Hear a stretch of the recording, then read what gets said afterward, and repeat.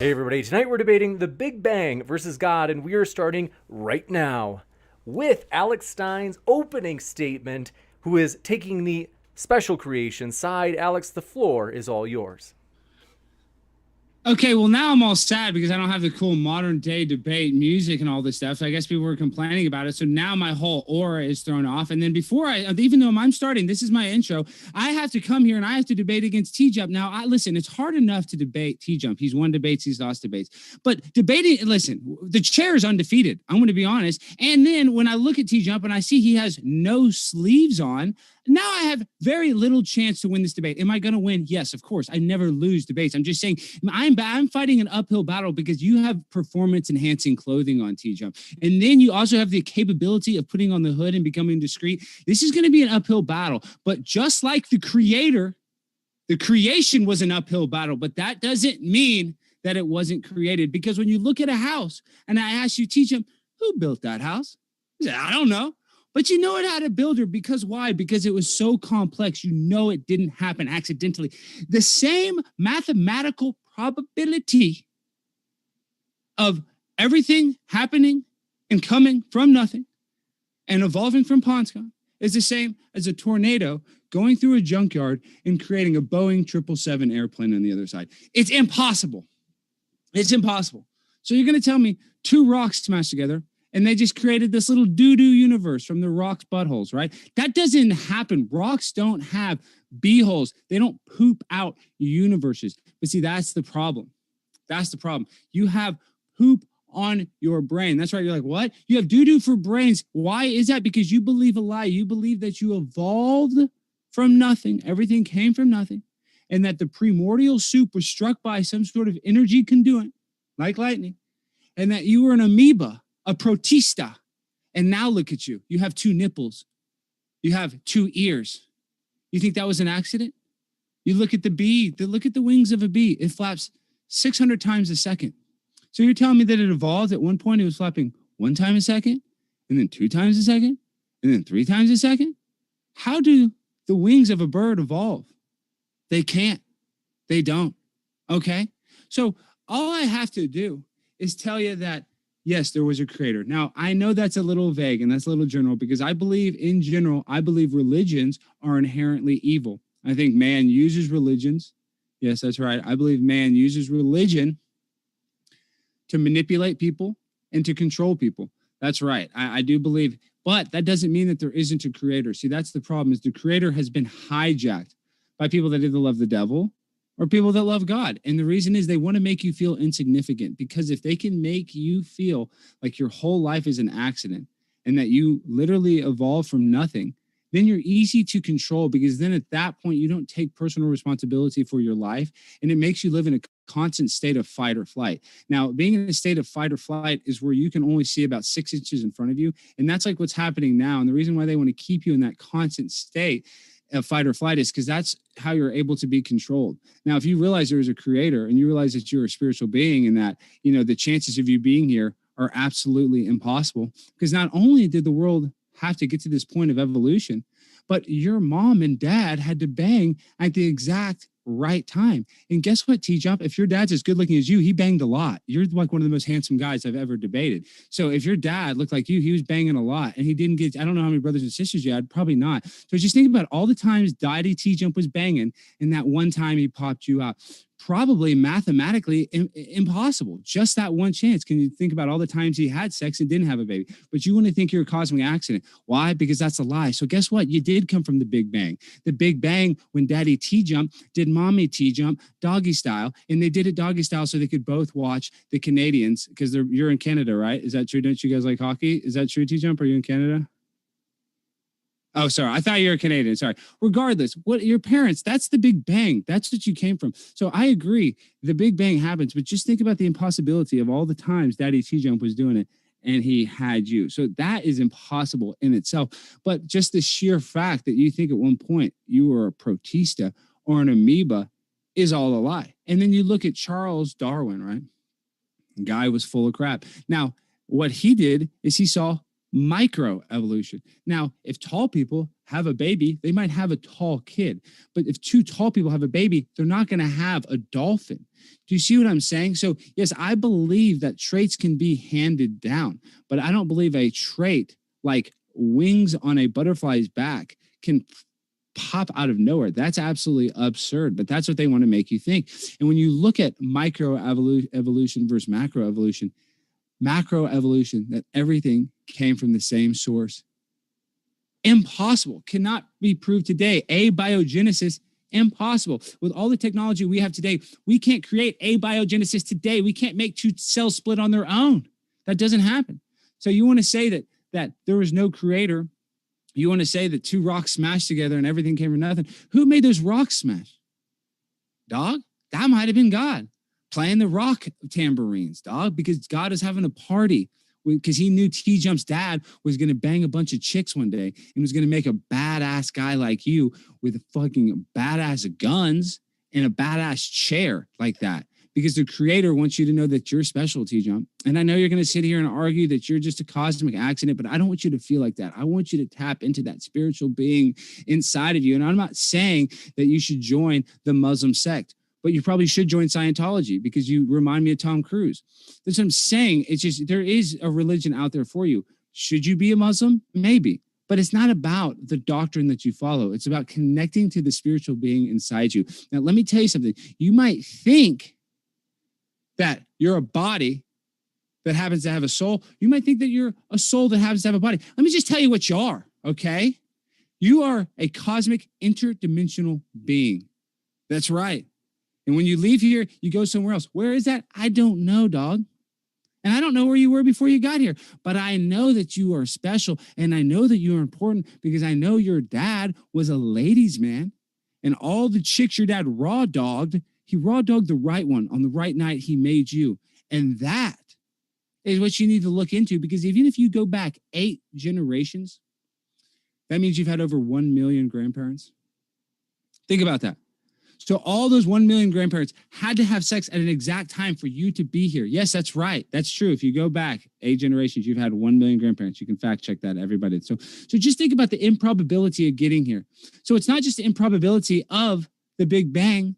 It's the improbability of you actually being created. So you are a spiritual being. What spirit? What is that spirit force? A lot of people want to say Jesus. Some people say Muhammad. Some people say L. Ron Hubbard. Some people, say TJump. I say TJump sometimes when I'm praying, when I'm in a weird thing. Sometimes I pray to you, TJump, and I pray that you will learn that you are a spiritual being.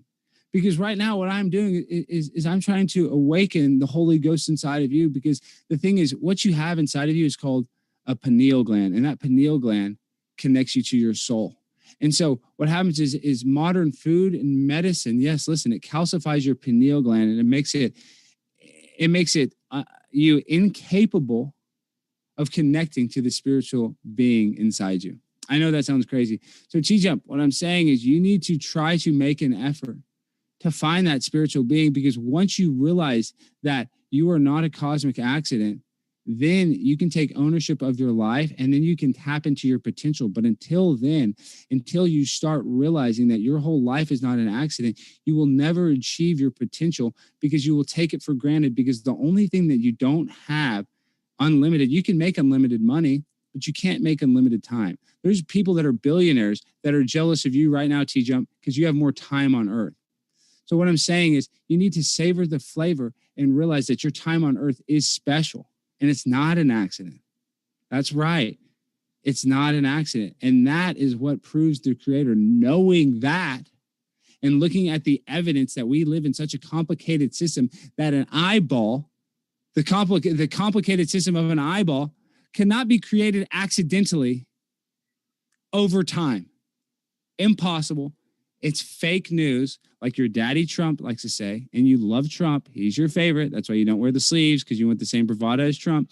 But it's not about you and how much you love Trump. That's not what this debate about is. This debate is about the creator and realizing that you did not evolve from pond scum. And that's the most important thing because, listen, TJump, listen to me when I say this. A system as complicated as we have, and you honestly think everything came from nothing. how can you actually have any joy or happiness knowing, I know this isn't a personal attack, just knowing that your life is meaningless? It's hard. It's hard to be motivated. Yes, it is hard to be motivated to have a meaningful life if you think it's all an accident. But that's what they want you to do, is they want you to feel the way you feel, TJump, because in that way you can go and debate people and you can hide the existence of God. Because if they can hide the existence of God, which the government does, they constantly want to hide the existence of God. Yes, they want to. The reason they want to separate church and state is so that you don't have God. Because if God is not in your life, you are very malleable. You are like clay, and they can control you very easily. And I'm not saying that this God is better than that God. I'm just saying, with inside of you, you are a spiritual being. There is some God inside of you. That's right, because your DNA, your sauce going into a girl makes a baby. There's a little bit of God in that, TJ. But you don't want to feel like God, even though you sit on that throne of a lazy boy. I don't know how you can't feel the Holy Spirit. That's what really shocks me. A man that's smart, that thinks he evolved from pond scum, or that abiogenesis, cells split on their own without any force causing them to do so, which has never been recreated today, would make you go absolutely insane. And I don't want you to go insane. I want you to find that interdimensional soul that you have, that you were so blessed to have, TJump. And I want you to go put on a sweatshirt, because I'm going to lose this debate unless you cover up those guns. That gives you a performance enhancing advantage. And listen, I can do this debate with two hands tied behind my back, because why? Because I have the power of God behind me. And I'm on a mission from God. And I'm Primetime 99 Alex Stein. And I just want you to say that, God will reveal himself to you one day, TJ. I don't know when that will be. But when it does, you will look back at this and you will cringe and you will be embarrassed, because I was the same way. I was like you at one point. I thought this was a cosmic accident.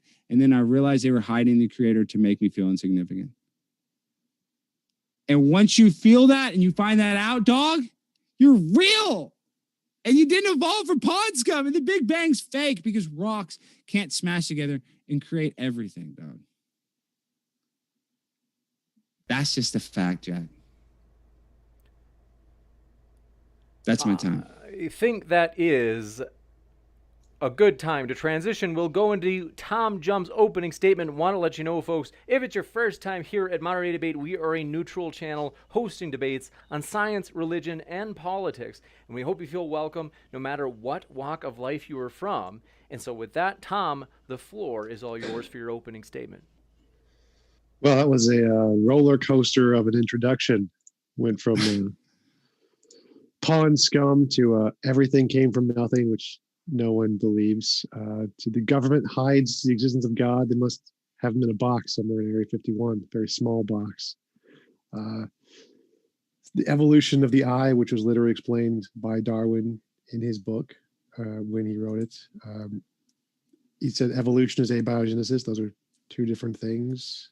The pineal gland, do you even know where that is? Yeah. And you think it has something to do with the soul? Where is it? Where is the pineal gland? It's the inner part of your brain, the amygdala, dude. The amygdala. It's in the amygdala, is it? It's right next to the amygdala in the inner part of your brain. Yes, dude. In No, the it's frontal not. area Nice of your try, brain. though. It's inside of your brain, dude. What are you talking about? It's not the outside of your brain. What is it, TJ? What do you want to know? How fast do bees' wings fly? 600 times a second. Nope, it's 200 times a second. Incorrect. Well, 200 times a second. It's impossible to go from 1 time a second. Maybe it's a mosquito that's 600 times a second. I'm just saying the wings of a bird or fly cannot evolve over time. There'd be all these dead bird species that we have with fucked up wings, TJ. I'm just saying you can't evolve a wing. I don't believe that. But go ahead. Sorry, I'm interrupting your thing. No, this is hilarious. So yeah, you said you can only see 9 feet in front of us in the flight or flight response. Also bullcrap. But that's metaphor, dude. That's a All right, metaphor. We'll come right back to you for the opening statement once we get to the open dialogue portion. However, we've still got time for Tom's opening. 8 generations is 250 ancestors, not a million. Just basic math, just 8 multiplied. It's not a million. That's dumb. I don't know what a protesta is.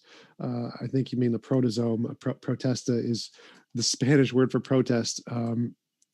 There was so much stupid there. I don't know what to do with that. I kind of forgot the topic. I think the topic is something about Big Bang versus God, what created the universe. And if you want an explanation of the Big Bang, you need to answer very specific questions like, what is the predicted spatial curvature? What is the amplitude density of the perturbations? How long do the perturbations depend on scale? There are very specific questions in cosmology you have to answer if you want to say what caused the Big Bang. Just saying "my God did it" is not an answer. You have to be able to answer the very specific questions related to physics, like the isocurvature perturbations and what is the temperature of reheating and are there primordial black holes and what constitutes dark matter. These are questions you need to answer if you want to know what created the Big Bang.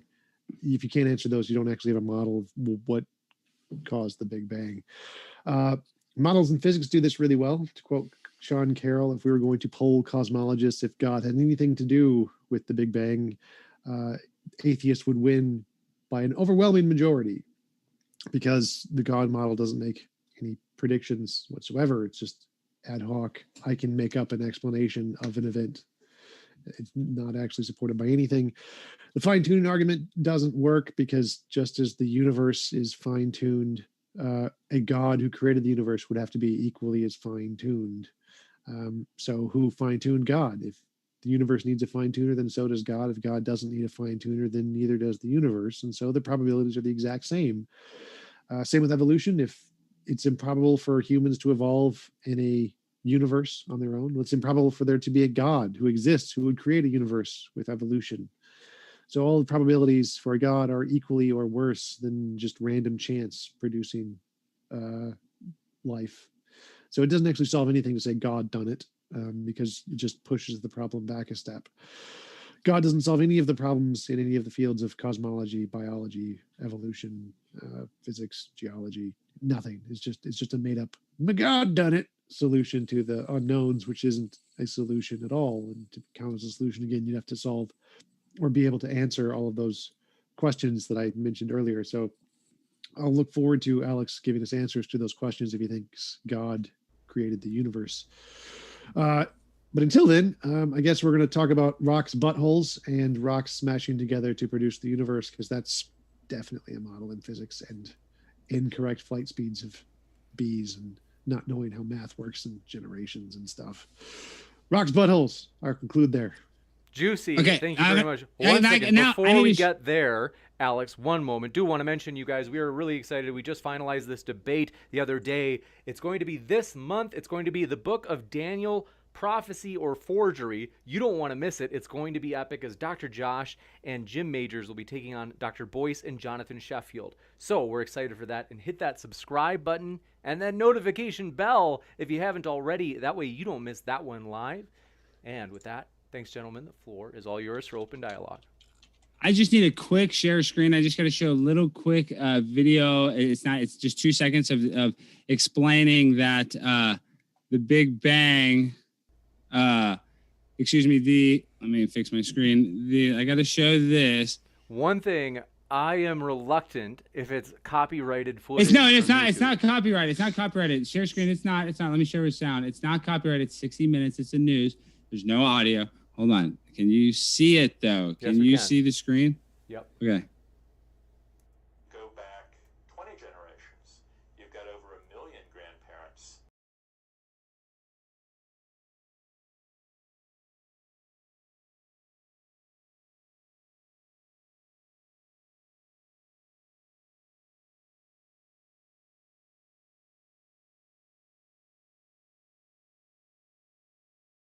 You want to correct that one? And okay, well, let's see the mosquitoes. Okay, I'll correct the mosquitoes. I think it's a mosquito's wing is 600 times. Hold on. Mosquitoes' wings flap how many times a second? How many times a second? Let's correct this. Oh, 600 times. Look at this. I said a mosquito. I said a bee. I meant a mosquito. Let me show you this. Right here, share screen. A mosquito flaps its wings 600 times per second. I'm sorry, I said a bee. Excuse me, Tom. I mean, it's hard enough to compete against that chair. And I'm sorry you're fact checking me, but I said I said a bee instead of a mosquito. I apologize.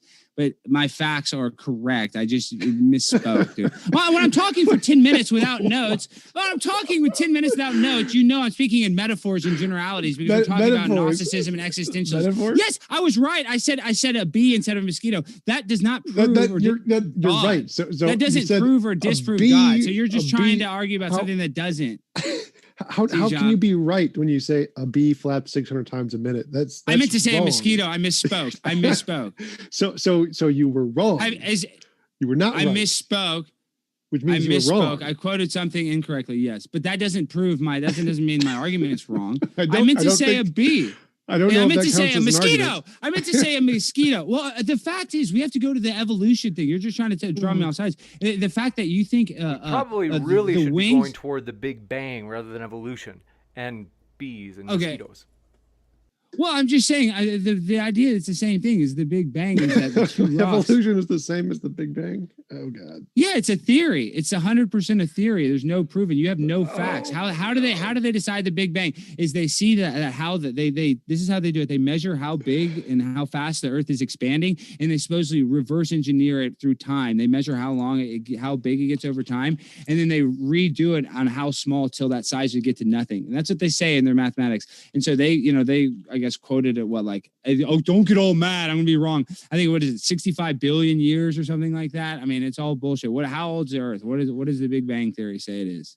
65 billion, I think. So you said it's a theory. What are germs? Are germs a theory? Yeah, germ theory, yes. It's a theory. It's called germ theory. Yeah, it's a theory. The germ theory of disease. But germs are a fact. A theory. We know they exist, right? You accept germs exist, right? Yeah, I mean, there's bacteria and germs. Yeah, they exist. Yes. So why do they call it a theory? Some theories can be true. I'm just saying it's still a theory. But that doesn't mean that that's true. That doesn't mean evolution it's just still a theory. You're trying to make something that's described as a theory factual when it's not. I'm the one calling a ball and a strike a strike. So you just said theories can be facts. Sometimes, but that in this case, the evolutionary theory is not a fact, and the Big Bang theory is not a fact in this case. I'm just saying there are theories that can be true. Yes, those two theories are false. So if theories can be true, then calling it a theory doesn't prove it's false. So saying it's just a theory means it could be factually true, just like germs, right? But the idea of a theory is that it's not, provable. It's just the idea. No. It's a theory. Remember, germs are provable, so theories can be provable. I'm just saying, but those are theories. They're not provable. You don't have facts to back up the Big Bang. You have no facts to back it up. That's what I'm saying. You can't go back in time. So you have zero facts. Stick with me there on this one. So germs we can prove. Germs are a theory. Therefore, you can prove theories. Do I say theories exist? Yeah, I agree that theories exist, but that doesn't make all theories credible. Because one theory exists doesn't make all theories valid. That's not obviously that's not the point here. So calling something a so theory. What are you trying to say? Because one other theory exists, that makes that. I know, but because germ theory exists, you're saying evolution theory exists? No, I'm saying makes that it real? You don't understand what the word theory means. I understand the word theory very well. Hypothetical. Theories can be proven, just like germs can be proven. But not all theories. Hold on 1 second, Alex. Just hear the rest from Tom. So the only point you're making here is that saying that because it's a theory, it is therefore unproven is wrong. Many theories are proven. So you're confused about the word theory. It doesn't mean unproven. And many theories can't be proven. So that doesn't mean all theories are provable. Do you see what I'm saying? There's many theories that can't be proven. I didn't say all. Here. So I'm saying, but you're trying to err on the side that I'm saying all theories are provable. I'm saying it's 50-50. Yeah, I'm saying because it's a theory, it's not provable. You know what I mean? That doesn't mean some theories. That doesn't mean some theories aren't accurate. I'm saying that doesn't mean that all theories are inaccurate. No, the part I'm objecting to is you define the word theory to mean uncertain. That's not what the word theory means. Okay, well, we'll just have to agree. I mean, I'm sure somewhere in the definition there's an adjective for the word uncertainty. Agree to disagree, and we'll get to the Big Bang. Yeah, I don't think he actually said anything about the Big Bang, so I'm not no, sure. but we can talk about space. I mean, you say that we can prove dark matter, dude. We cannot prove dark matter, and that's the thing is how they try to figure out the Big Bang is by reverse engineering how much the universe expands. That's impossible. I don't even believe they can measure how much the universe is expanding. So it's just a bold-faced lie at the end of the day. Like, what is your proof that the Big Bang theory is valid? The universe is moving farther away from each other. We can measure it just like we measure movements of cars through waves of light. We can see, like, if we watch a car move away, the light reflecting off the car moves away too, and we can watch the light reflecting off of galaxies and see, oh look, it's moving farther away like cars are. So we can literally see it happening, like watching. No, yeah, we see it moving, but it comes back. Like the North Star is in the same spot that's not moving away. The North Star Polaris is in the same spot. Yes, that doesn't move. It's in the same direction, like it's that way. Yes. So that's not expanding. It's not moving. So it's not expanding. But it doesn't Alex, move. Alex, is what I'm saying. So you don't have any proof that it's expanding. Right, Alex. So the moon is getting further away from us. Now it's in the same spot every night, or the same like general location, but it's still getting further away from us because there's two different axes of direction there. There's the one where it shows up in the sky, that's like where we're looking, and then there's the z-axis, which is how far away it is from us in the sky. So there could be like, if there's a car right in front of you and it drives exactly straight, it's still going to be in the same spot where you're looking, but it's going to be further away. So but the moon's on a cycle. So when the moon comes closer, does that mean the universe is enclosing like an accordion when the moon comes closer? Does that mean the universe is shrinking in? No, this. So when the moon moves farther away, it's expanding. So when it moves closer, is so it's the about world the moon. imploding? So the part about the moon is that an object can be in the same spot in the sky and yet still be moving further away, because those are two different axes. So like a car can be right in front of you, but if it's driving away from you, even though it's in the exact same spot in your field of vision, it can still not be in the exact same spot in every position, because it can be moving further away. So even though the North Star is in the same position in the sky, it's still moving further away, just like a car. But it moves in a pattern. It comes back. So let's just say, like the moon. Yes, the moon is 13 cycles. 13 days. Yes, the moon moves in 13, 28 day cycles. Yes, North it does. Star does not move in a No, I'm pattern. talking about the moon. I'm talking about the moon moves in a pattern 100%. So it comes. So you're telling me, does the universe expand and then come in together when it comes closer? See, it doesn't do that. You don't have any proof of the expansion of our universe, other than some. Right, I'm saying how they figured out the Big Bang Theory is they measured how much the Earth is supposedly expanding, how much the universe is expanding. This is how they expanding. What? They say the universe is. This is how they decided the Big Bang. This is how they figured it out. Is what they say. The timeline is, they say they measure the expansion of the universe, and then over time they measure it, and then they see and they guess how big the universe is, and they guess how much time it would take for that to reverse for the time it got Who big. guesses For how big the universe is? No, I'm one just makes that saying. guess. So. What are you even saying? Can't prove. We have no idea how to date stuff. Carbon dating. The degradation of carbon does not prove how old a rock is. Like, we don't know, dude. We're not carbon dating galaxies. We can't go there. They say we came from rocks. So wouldn't it be important to know how old these rocks are? I'm saying the Big Bang Theory, you're looking at me like I'm an idiot. Your theory says two rocks smashed together and created everything, dude. You're the one that has the idiotic theory. The theory. Big Bang Theory says that. Where does it say that in any version of the Big Bang Theory? Okay, two then rocks, describe a mama rock what do you and a think, papa rock put their buttholes together and poof, universe. Like that's what like you Sean that's Carroll's what you model. think. Okay, then what do you think the Big Bang Theory is? Then tell us. Do you mind telling us? You didn't say it in your. The Big Bang Theory is the collapse of the singularity resulting in the space-time of our universe coming into existence, resulting from the entanglement prior to the Big Bang. There's no rocks. There's no rocks. Notice I didn't say rock or butthole. So nothing smashed together in the Big Bang Theory. Nothing. So everything just happened from nothing. Smashed together. It's entanglement. There was no nothing. No, I never said nothing. Oh, it's called entanglement. So they didn't smash. Rocks got entangled. Is what we're saying. Particles get entangled to create space and time. So you're telling me entanglement and smash together wouldn't be similar adjectives? I don't think so. Like in football, James played football as defensive tackle. If I got like an entanglement, in smashing together, that's similar. You could say, I got entangled with that guy. Yeah, an entanglement. What? An entanglement and smashing are the same thing. So you're telling me that the Big Bang Theory had no rocks smashing, but it just had rocks getting entangled with each other? There were no rocks at the Big Bang. Rocks came much later.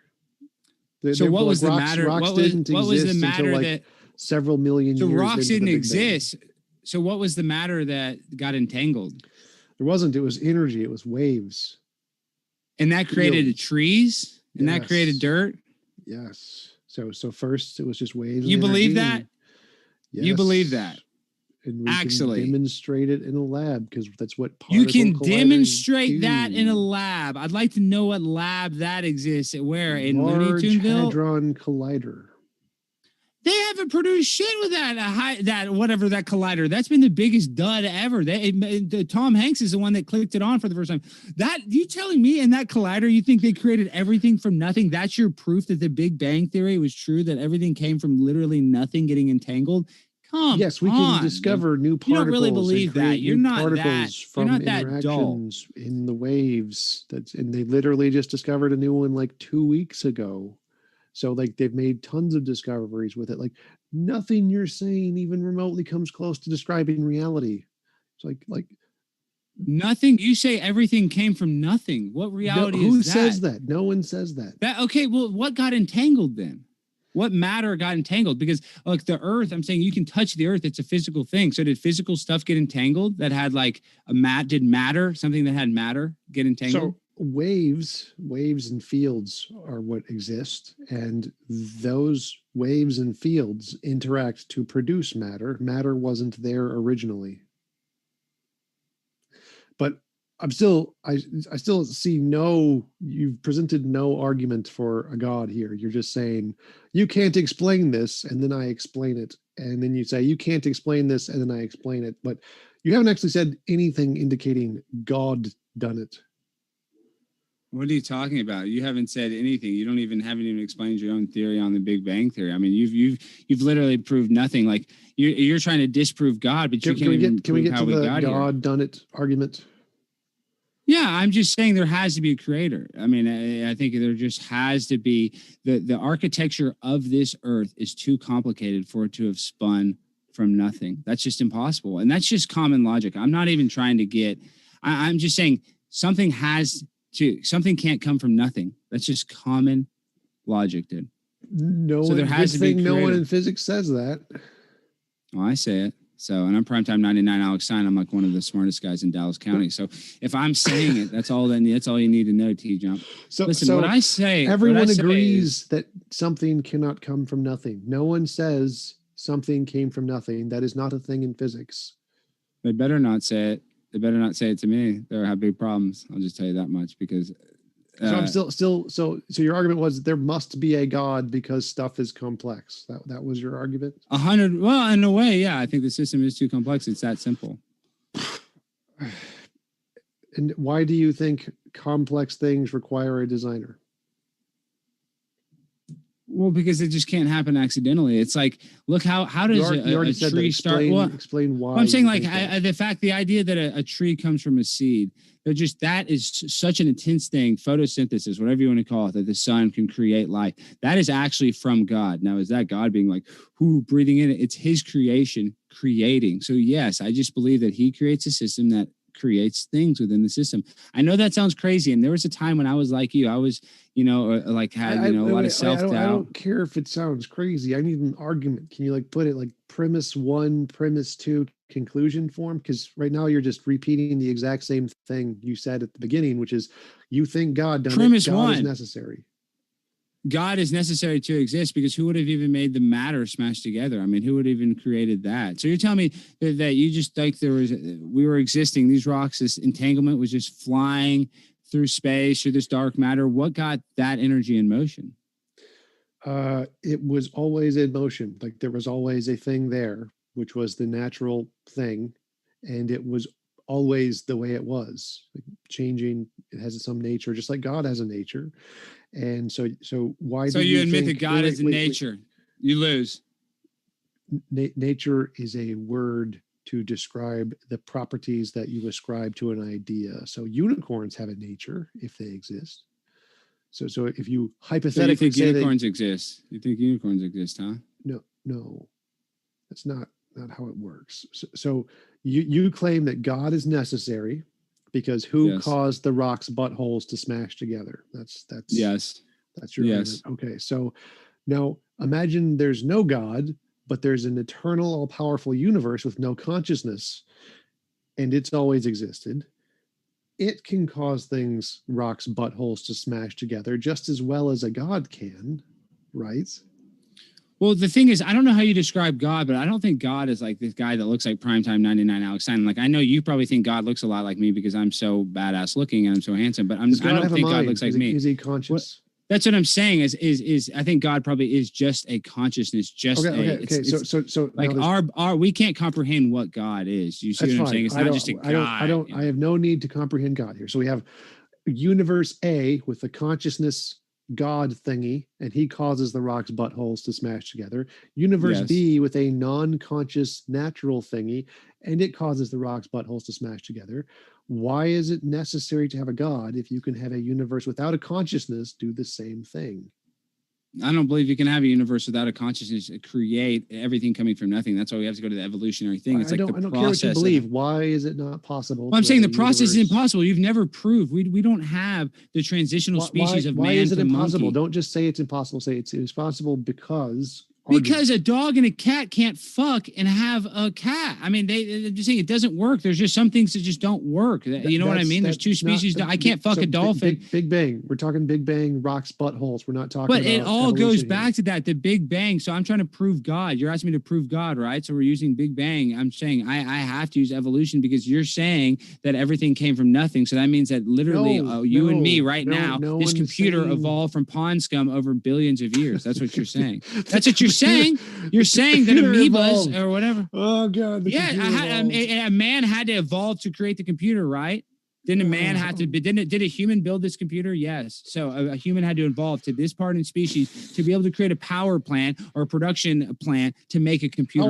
Computers are built in power plants. Is that correct? Is that what you're saying? Whatever, a computer plant. Okay, we can argue semantics. What is a technology plant? What the fuck? It's built by a man. I'm saying technology plant. Do they just farm technology on trees? Is that how it works? I don't know how the fuck an assembly line at a fucking tech monitor company how they make monitors. I'm sorry, TJump. I don't have that badass chair. I don't look at monitors all day, but I know that man created monitors, and I know that man didn't evolve from pond scum, but you we did. So that means vice versa. Ipso facto, the monitor came from man, so it came from the evolution of pond scum. What does ipso facto mean? It means fuck you, TJump. That's what it means. Okay, so back to the Big Bang. So forget evolution for a minute. We're just going to go one step at a time. Just the Big Bang.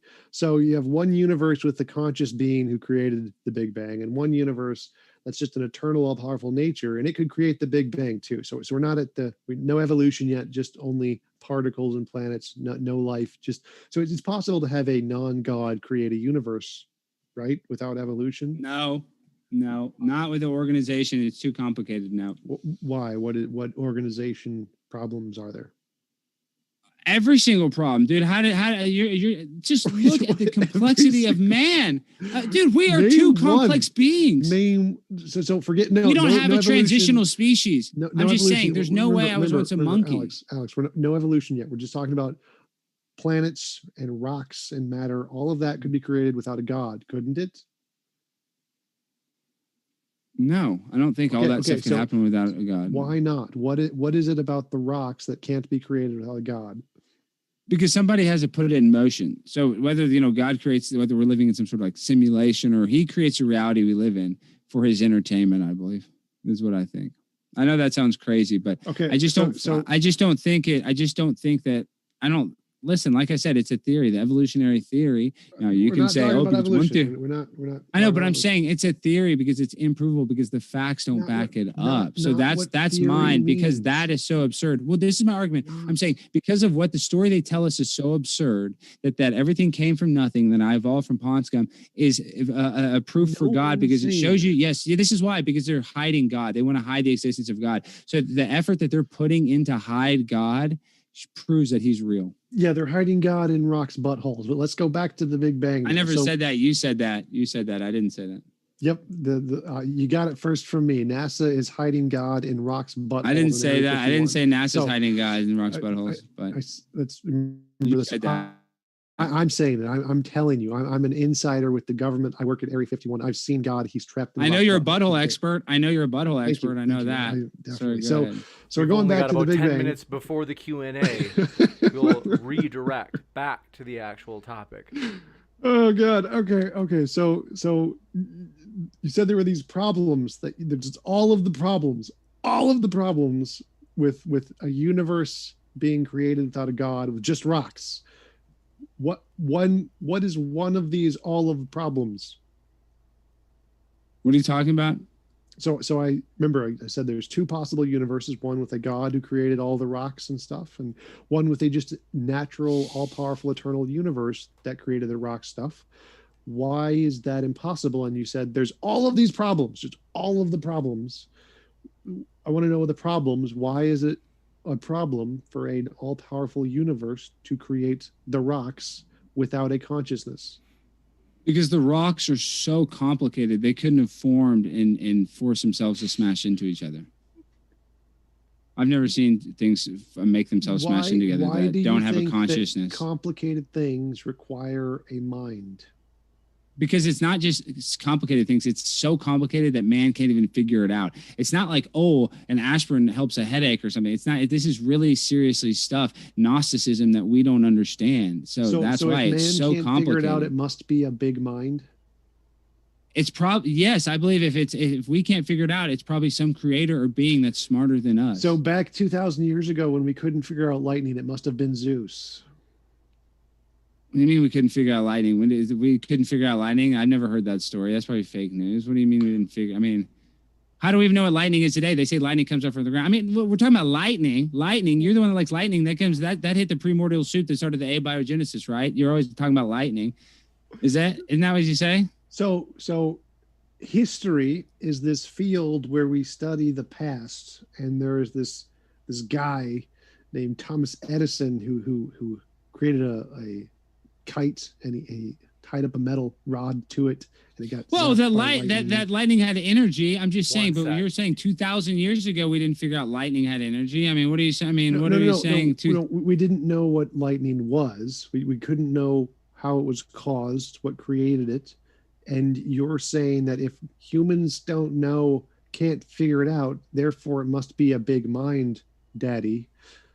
Then 2,000 years ago, when we couldn't figure out lightning, using your same logic, it's reasonable to conclude lightning was created by the Zeus sky daddy. Maybe Zeus could create. Yeah, I mean that a lot of Greek mythology, they thought that there was multiple gods. That's what they thought. I'm not saying that they're insane. I mean, I think they're not off the mark. That there could be multiple gods. I don't know. So you think it's reasonable that if we can't figure something out, every time we can't figure something out? No, I don't think it every time. No, that's not what I'm saying. You know that, dude. That's an overgeneralization of my opinion. Okay, what are you saying? I'm just saying that seems like what you're saying. It's so. What I'm saying is that personal thing is so complex. Our system is so complex that we can't find a transitional species. We can't figure out how that. You know, you're saying Darwin. You said rocks. You said rocks are so complex they couldn't be created. We can't accurately date rocks. What I'm saying is we don't really know how long we've been here. Some scientists can look at a clipboard and be like, what does that have it does, because we don't know how long we've been here, so we don't know our real history. So we don't know how long this earth has been here. What does that have to do with the universe creating rocks, whether or not we know how old the rocks are? What is that? Doesn't make. We're talking about rocks. I think the age of the rocks is important. I'm confused what your question is. So my question is, a universe without a mind could create the rocks just fine, and you're saying no, rocks are too complicated for a universe that's infinitely powerful to create rocks. And I'm asking you, why do you think the rocks are complicated, and why do you think you need a mind to do complicated stuff? And then you started talking about dating rocks. Why do you need a mind to do complicated stuff? Because it's you have to have stuff doesn't just happen on its own. It needs a force. It needs something to push it. And so that's why I believe a creator had to breathe that life into it. So it needs something to push it. Okay, so yes. Yeah, I mean, what got those in motion? What got the Big Bang in motion? What got it in motion, TJump? Slow down. So I agree with you that you need some cause to have an effect. Yes. does the cause need to be conscious?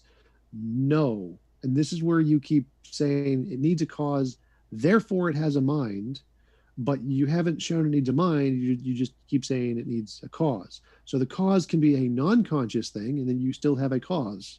So why do you need a conscious cause?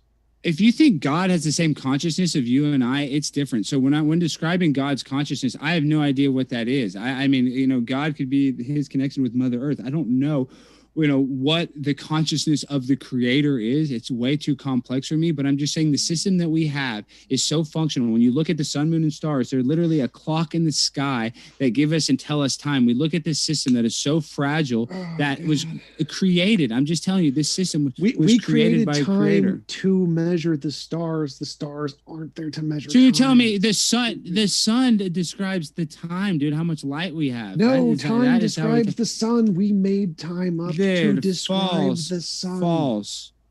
False, dude. False. We use that as a clock. That's how farmers grow stuff. That's how we've always used the sun as a clock. Yeah, the sun, moon, and stars are a clock in the sky. Still off of the topic. So the argument is that what I'm saying is the sun, moon, and stars being such a complicated system that God had to create it. Like, I don't think two rocks smashed together and then the sun and the moon and the stars perfectly aligned together. That's impossible. That this system, everything came from nothing. That's what I'm saying. Everything didn't come from nothing. We have way too complex of a system. The system I'm using right now didn't evolve from pond scum, dude. I'm using a computer that was created by man, that was created by a creator. Just like this monitor was created by somebody, I was created by somebody. You were created by somebody. So we're still waiting for an answer to this question. Like, it seems like the cause could be a conscious thing with I don't know what kind of consciousness God has. I don't care. Or it could be a completely non-conscious thing that has zero consciousness and therefore cannot be God. And it's just an eternal, all-powerful universe. It could cause stuff too. So if both the conscious thing and the not conscious thing that is clearly not a God can cause stuff, and they could both cause the universe, why do you think that the rocks could not be created without a consciousness? I'm saying I don't know God's consciousness, but they couldn't have just come out of thin air. Everything couldn't have come from nothing is what I'm trying to say. So you're talking about the entanglement? No one says that. No one says there was nothing. So you're saying that they got entangled. Wait, I want to clear this up. So either there's a God who is eternal and always been there, or there is a universe that's eternal and always been there. There was always something. There was never nothing. There's always something there. It was a natural, non-conscious something, or a supernatural God-conscious something, and that something produced more somethings of the universe, the rocks. So if both of the God something or the natural, non-conscious something can both produce rocks, why do you need the consciousness? So they both came from something. There was no nothing. I don't think the non-conscious thing can produce rocks. I don't think that's the case. Because I don't think everything can come from nothing. I think there has to be some sort of. That's what you said, dude. You said non-conscious thing that isn't nothing. Because if there is a non-conscious I think things thing had to get in motion by somebody. I think things had to get in motion by somebody to push it. I just think cause and effect. So that's what I'm saying. So I'm happy with cause and effect, but the cause doesn't need to be a conscious cause. It can be an unconscious or non. I believe it to be. We just have to agree to disagree. I believe it was a conscious. Yes, cause. I understand. You believe it was a non-conscious cause. I want to see cause. why. The question I keep asking. Because I believe the system that we live is so complicated. I believe the sun, moon, and stars, they're a sky clock, and the fact that we are graced with life is such a special thing. Like, I realize that when like you said, I can't prove God, but I know that I have a connection with God, that I have faith in God. So that's all the proof I need, and it's not my job. Like I said, I know this is a debate. I can't just tell you how I feel. Like, it doesn't compute that way, but I can just tell you. Well, that's what you're doing. You don't make any arguments. You just keep telling me how you feel. So I mean, I keep because I'm saying you're saying everything came from nothing. So I don't agree with you that a non-conscious mind can create everything. Literally not. I'm saying a non-conscious mind cannot create everything. Is what I'm trying to say. Yes, but you haven't explained why. That's the problem. You keep saying, well, stuff in the universe is complex. why do you think complexity requires a mind? You keep saying so. It's because it's not just complexity; it's the severity of the complexity. The amount of complexity is still complexity. The word complexity encompasses all amounts of complexity. So why? It's not just complex like playing a video game on hard level. It's a little more intense than that, and we don't have all the amount answers. of complexity doesn't change the word complexity. Yes, it does. So you're telling me knee surgery is the same as brain surgery? No. Are those the same thing? One's more complex than the other. The word. There's levels of complexity. Is brain surgery and knee surgery, are they both complex? Are they both complex surgeries? I'm just asking you this. Is knee surgery and brain surgery complex surgery? Yes. Oh, is one more complex than the other? Yes. There you go. Okay. Okay. So does the word complexity apply to both of them? Yes.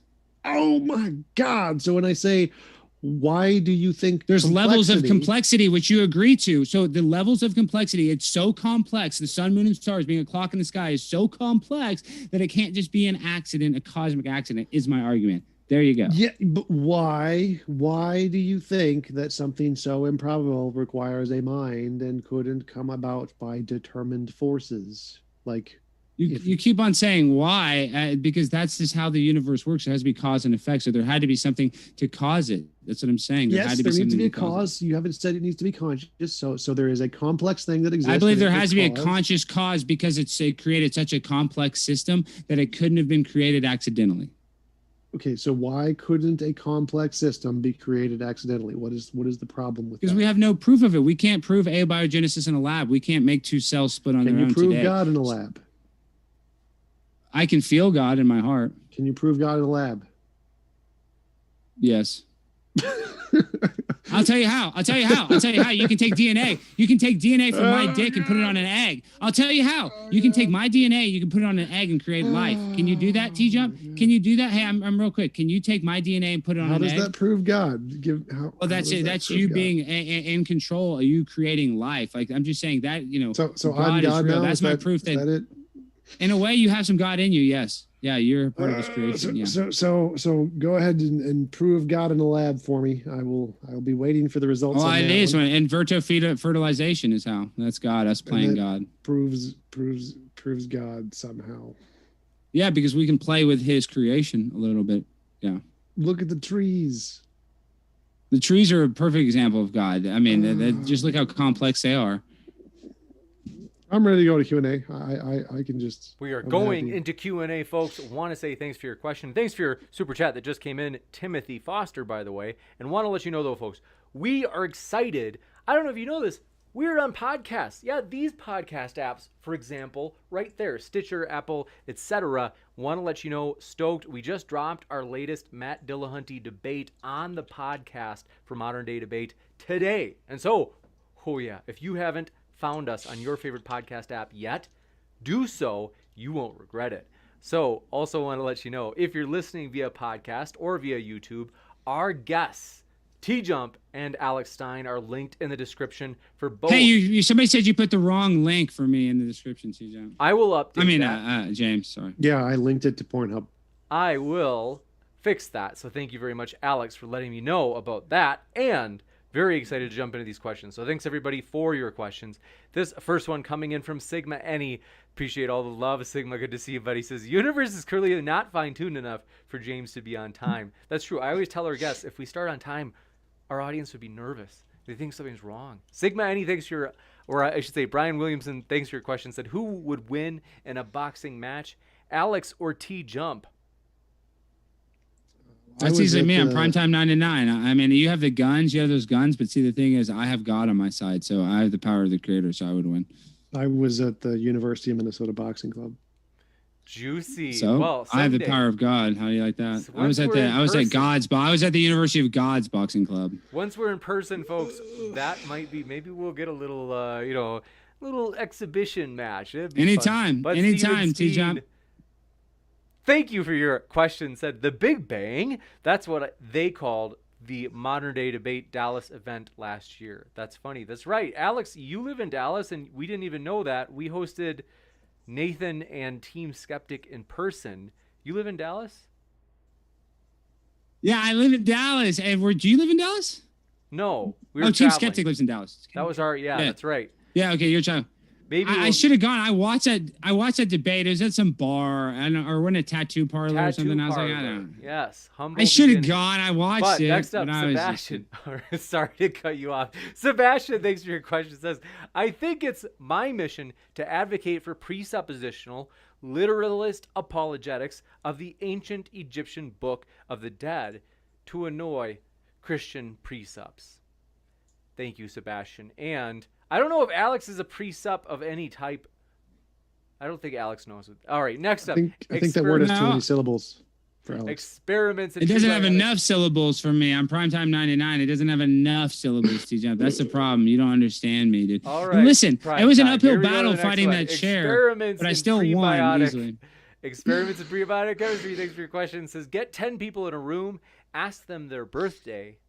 The odds that those 10 people would have those 10 birthdays is 1 in 42 trillion. But there they are. The odds they would have some birthday is 100%. I think that's for you, Alex. Yeah, that's still, I mean, there's still better odds in the creation of the universe, so you lose. Next up, this one coming in from, do appreciate your question, Mike Q922. Good to see you. It says, most Christians and theists accept the Big Bang as part of creation. I only heard few don't. The fact is the universe had a beginning. I think the universe had a beginning.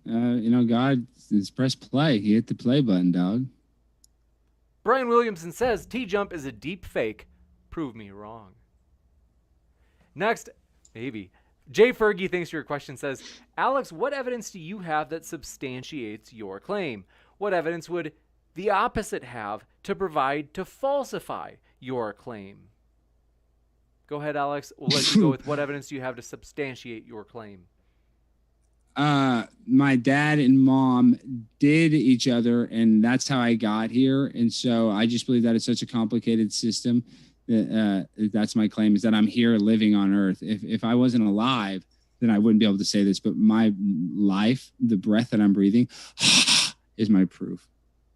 Gotcha. And this next question. And you can't prove that I'm not breathing right now. So this next question from them, they said, if TJump wants to jump in, what evidence would the opposition have to provide to falsify Alex's position? Tom Jump, what would it take to falsify Alex's position? A multilinguist who can speak 26 different languages and make it into a coherent argument in the first place. Juicy. And this one coming in from Jay Fergie again, says statement E equals MC squared explains a lot. Alex, I think that's for you. Yeah, Einstein married his cousin, and he even said that our perception would be the same if the sun, moon, and stars were rotating around us, or if we were rotating, proving that it's a clock in the sky. So he admitted that it's a sky clock, and it's too complicated of a system, the sun, moon, and stars, for there not to be some sort of person that put that system in order. Married his cousin? Nasty guy. David, thanks for your question. Says First T-Jump, cousin. if everything is expanding from the point of the Big Bang, how is it that there are meteorites and asteroids crashing into planets and moons? Because gravity, smaller objects get whipped around larger objects and then get spun off in the other directions. And so the smaller objects can get thrown into other larger objects. Gotcha. This one coming in from Spicy Road says, science has methods to date rocks. How does Alex date rocks? I'll tell you how I do it. What I do is I piss on the rock, and then whoever asked me that question, I would urinate on them as well for asking me how I date a rock. That's my answer. Gotcha. Next up, thank you, Will Stewart says, so Tom, are you saying that matter is infinite? How do we test that? Is that not a presupposition? No, no one thinks matter is infinite. I actually said that the fields are probably infinite, or they expand everywhere in our universe, but no one's claiming there's infinite stuff there. Gotcha. Spicy Roads says, how does Alex date rocks? They're holding your feet to the fire here, Alex. I don't know how to date a rock. That's what I'm saying. I don't date. I'm besides urinating on it, I don't know. And obviously, I'm speaking metaphor. I don't want to urinate on any. I'm just saying I don't know how to date a rock. I can't look at it. I just look at it and think the thing's old. But they tell me that the degradation of carbon proves it. That's just I don't. The carbon dating is inaccurate. It's just there's no way to prove it because they've taken rocks, lava that had just hardened, and then they did carbon dating, and they proved that the rocks were millions of years old. Yet they were like less than a day old. So it just doesn't make sense. It's not accurate. Tom, you look triggered. What's your response? He just doesn't know how physics and geology work. So I understand it very well. I'm a physicist. I'm a geologist. Kent Hovind, PhD, probably. Yeah, no. So dating rocks with certain dating methods like carbon dating only works within a range of like 50,000 years. So anyone who dated a rock immediately after it was made with carbon dating would be dumb. Secondly, it would only be measuring the carbon that was accumulated in the stuff that made the rock, not the rock itself. So it wouldn't actually measure anything if you measured it using carbon dating right after it was made. That's stupid.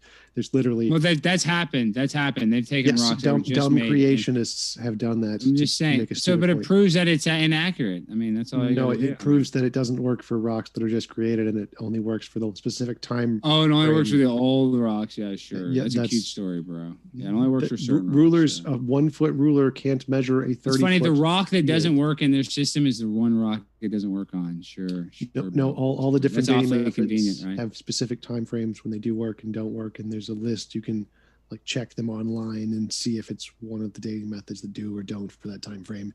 Scientists do this all the time. There's different rulers for different things.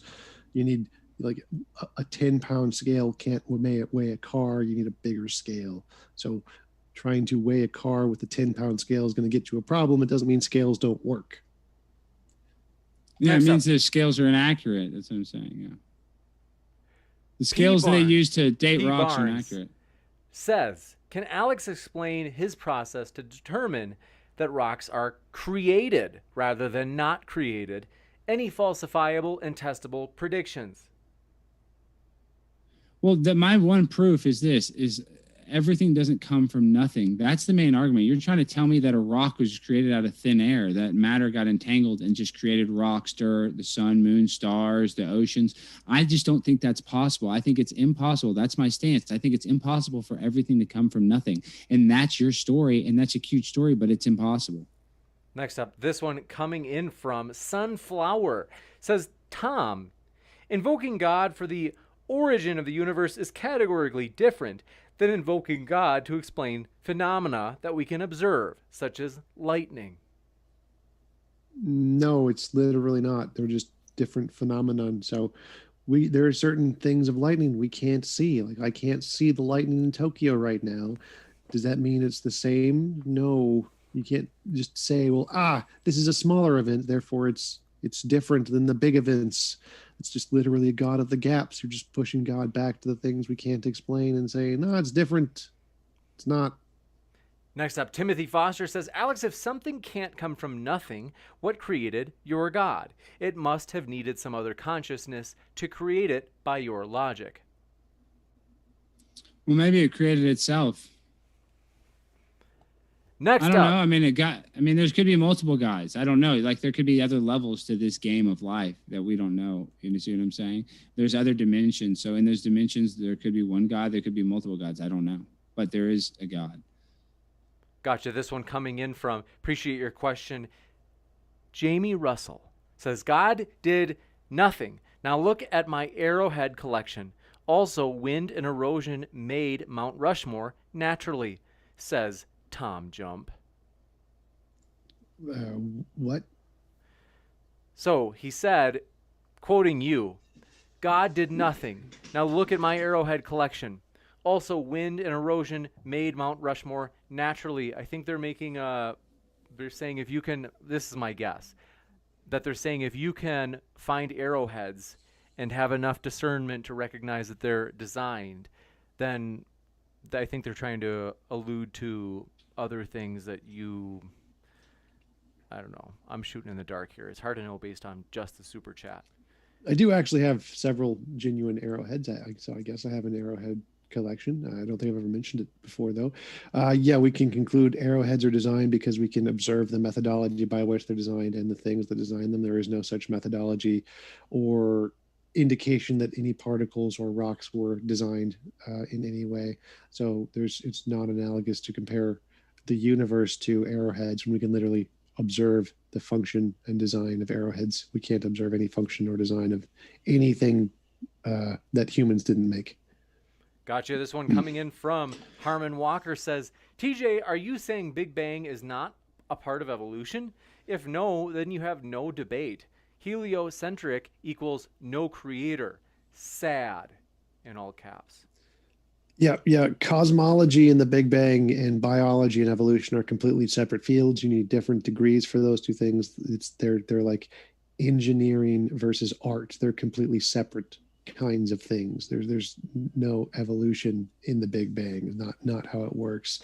What was the second thing he said? That they said, if no, then you have no debate. Heliocentric equals no creator. Sad. Heliocentric, we revolve around the sun, like the Earth goes around the sun. You can watch it go around the sun. So if heliocentrism proves no God, not true. Go ahead. Then there's no God. Go ahead, Tom. I'm sorry. Nope, I'm happy with that. Awesome. Sigma Eni says, Alex, as a geoproctologist, I'll need you to cite your sources. I'd be very interested in following up on the butthole universe hypothesis. And that's what I'm saying. Two rocks pooped out. Yep. Okay. This universe. We'll talk about it later. Chris Gammon says, Alex, can your God exist and the Big Bang be real at the same time? Why or why not? How have you possibly won this debate? Well, first of all, I'm the smartest guy to ever debate on this channel on Primetime 99. I was anointed from God on a mission from God, so I win every debate. Every time I talk, I win. I'm Primetime 99, Trump Jr. Stein on the grind all the time. So I'm unbeatable. But other than that, I forget the question. Say the question again. What was it? The question was, why can't it be that there's both a God and a Big Bang? Well, I think you could say maybe God created the Big Bang. He's the one that made the rocks smash together, but the timeline doesn't make sense. Like, I don't think I don't believe the date of the Earth is accurate. I believe it's very inaccurate. Jay Fergie asks, Alex, can you provide an argument for your position for a creator, quote, or in parentheses, of our physical universe in particular, that isn't irrelevant thought analogies for human-made objects? I don't even understand the question. They're saying like thought analogies. They're saying your thought analogy where you use the kind of the Ray Comfort slogan of a building needs a builder, a design needs a designer. They're saying, do you have an argument besides that, with which they would refer to as an irrelevant thought analogy?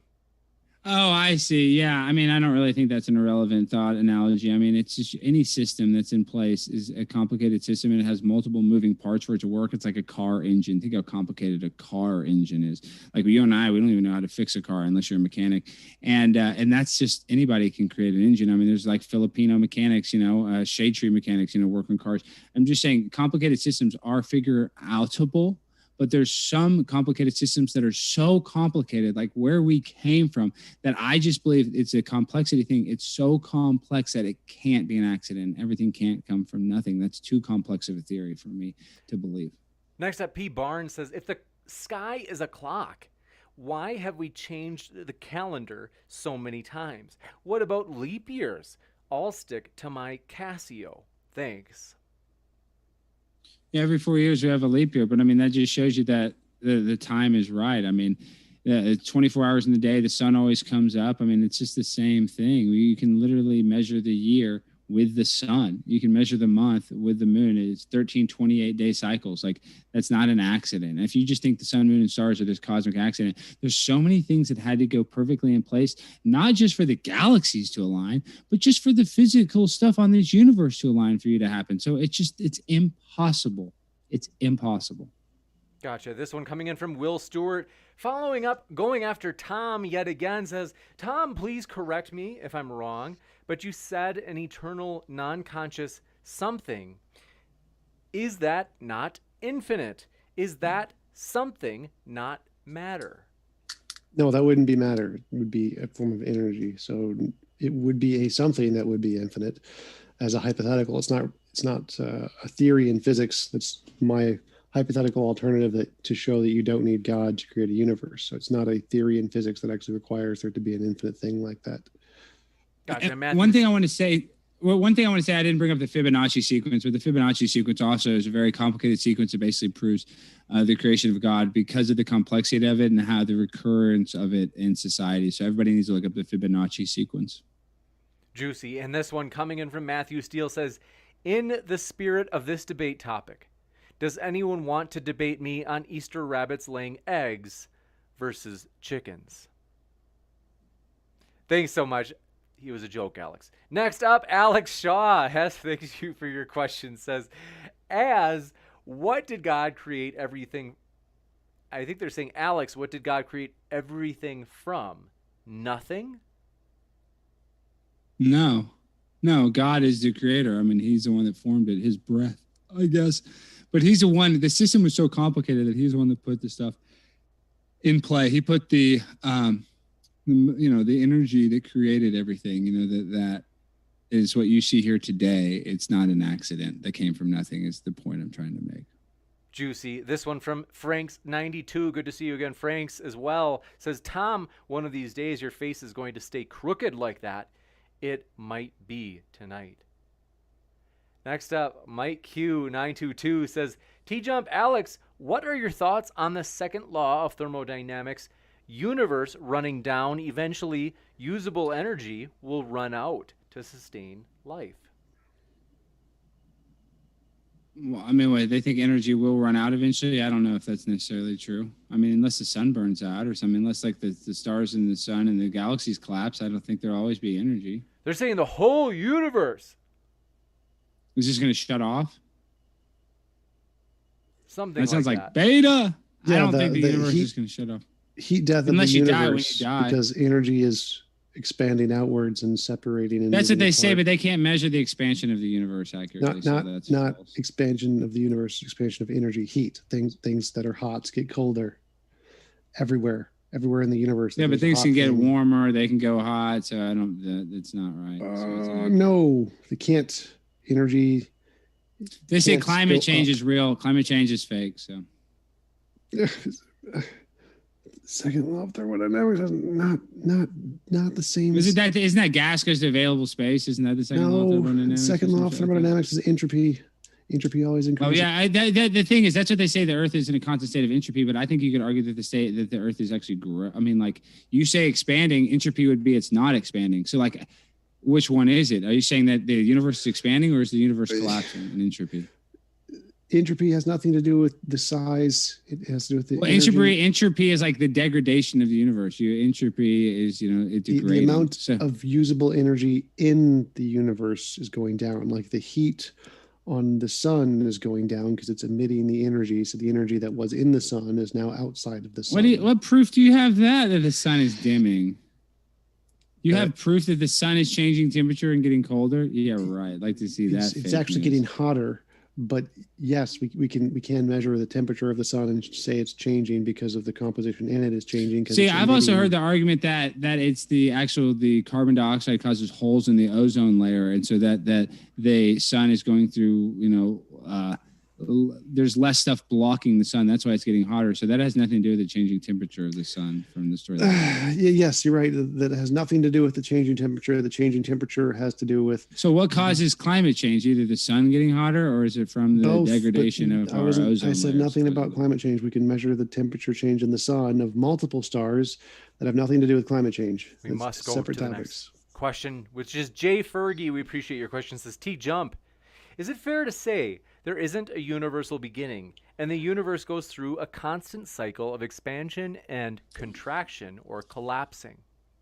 That's one of the hypotheses, the cyclic universe model, but I don't prefer that one. Like Sean Carroll's model, where there's one past expansion and one past collapse is preferable, I guess. But I don't prefer the cyclic model where there's a bunch of infinite expansions and collapse. But it's more reasonable than a God because at least it's a model in physics and answers some of the questions in physics. Next up, Chris Gammon says, so the Big Bang might have happened? What is the debate topic again? Well, it's God versus the Big Bang. So if you're going to say that the Big Bang happened, I mean, I'm just saying if you want to say that, then God created the Big Bang. I don't think the Big Bang could happen without a creator, is that argument. But that's just an argument that I don't necessarily believe that God created the Big Bang, that we evolved from nothing. I'm just saying, even if you believe that, there had to be a God that made the rocks smash together or get entangled, as TJump says. Next up, Matthew Steele says, Alex, the day is not 24 hours long. It's 23 hours, 56 minutes, and 4.09 seconds. Look it up. Yes, but it's the way the sun, moon, and stars work. It's a clock in the sky. Look at the Big Dipper. It's rotating. I'm just saying it's literally how we tell time. It's how we tell the days. By the rise of the sun and the setting of the sun. I mean, which solar system in the universe would not have a clock? What are you talking about? I'm just saying it's the complexity of the clock that it's so perfect that our systems work with it. That's why it's created by God. I guess so every system you can measure anything and call it, a clock. But I'm saying our clock is so perfect. The way that it vibes with us is that it's so complex that a creator had to create the sky clock. So if we lived on Alpha Centauri and all of our clocks were based on the 27-hour day, would it be any different? Yeah, it'd be a lot different because our bodies aren't built to be on a 27-hour day, and the way we grow stuff, everything, it would be different, yes. Philosopher Tiger, thanks for your question, says, Alex, are you a beta? Thanks for the fun debate. I'm Primetime 99. I mean, I don't have that cool freaking sleeveless shirt and that badass chair like TJump and that cool Arrowhead collection. I don't have that. I didn't know somebody could be that cool, have an Arrowhead collection and a chair like that. I didn't know that was legal in the United States, but wow, you learn something new every debate. Gotcha. Sebastian says, please ask TJump if you would debate Mr. Batman on the historicity of the flood of Noah. Sure, sign up, James. Get us Batman back. Juicy. I will be in touch with Mr. Batman. It may not be immediately. We do have even that same topic set up with Erica and Mr. Batman. It's, you could say, indefinitely dated. So we are not sure when that debate's going to happen, though they've agreed to it, but it might be further out. But we will work to make that happen. We are also excited, folks.